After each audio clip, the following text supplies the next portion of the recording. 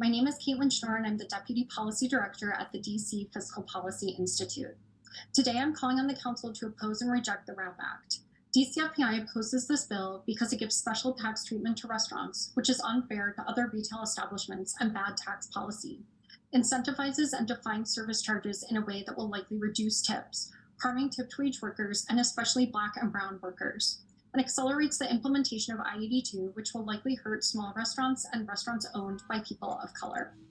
Last November, voters in DC overwhelmingly voted in favor of I-82, which ensures that by 2027, DC's tipped wage workers receive the standard minimum wage plus tips on top. The goal of I-82 is to get more money into workers' pockets, especially Black, Brown, and other workers of color who account for about 77% of DC's tipped workforce. This bill undercuts I-82 by incentivizing the use of service charges to cover the cost of rising wages in a way that will likely reduce tipping, thus subverting the will of DC voters to help tipped workers grow their wages. Exempting service charges from the district sales tax undermines tax equity by giving special tax treatment to 1, restaurants as compared to other retail establishments, and 2, customers who are predominantly high income and likelier to be white. Under the legislation, restaurants must use service charges to pay employees base wages or their labor costs. Other retailers can't remove labor costs from total sales for the purpose of a sales tax exemption.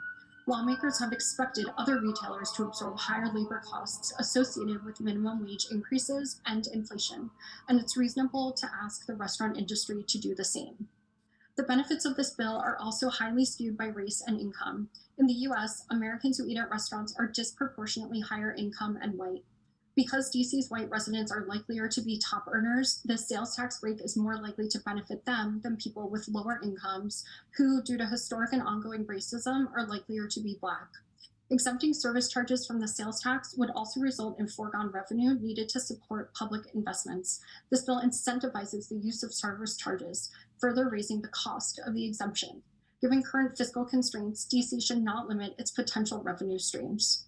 Additionally, widespread service charges will likely reduce tipping, lowering workers' pay, as other witnesses have noted. When a diner gets a bill and sees it has an up to 22% service charge that they've been told goes to pay workers, many people will reasonably assume that it is okay not to tip. In reality, because this bill says service charges must be used to pay base wages of the employees, if customers do not tip on top of the service charge, then tipped workers' pay would stay stuck at minimum wage. This is not a living wage and on average is less than what servers and bartenders earn now. Again, Black workers and other workers of color are most likely to be harmed. Finally, the accelerated timeline for minimum wage phase-in will likely hurt small and people of color owned restaurants. Thank you for your time.